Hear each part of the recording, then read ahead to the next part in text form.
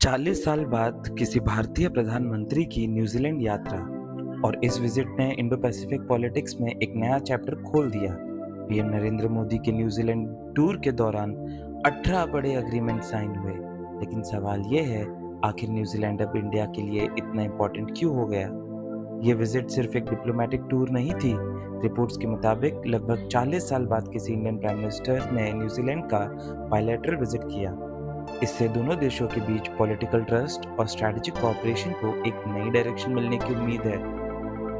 इस विजिट के दौरान कई सेक्टर्स में कोऑपरेशन बढ़ाने पर सहमति बनी।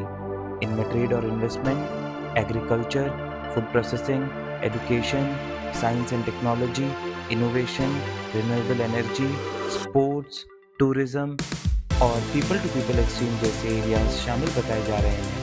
इन एग्रीमेंट्स का ऑब्जेक्टिव है इकोनॉमिक पार्टनरशिप को और मजबूत बनाना।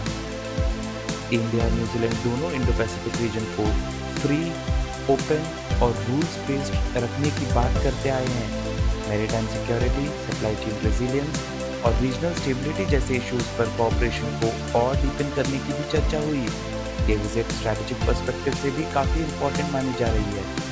न्यूजीलैंड के साथ स्ट्रॉन्गर टाइज का मतलब हो सकता है इंडियन एक्सपोर्ट्स के लिए नए opportunities, technology collaboration, agricultural innovation, higher education partnerships और इन्वेस्टमेंट फ्लोज में भी ग्रोथ। यानी डिप्लोमेटिक रिलेशंस के साथ इकोनॉमिक बेनिफिट्स भी बढ़ने की संभावना है।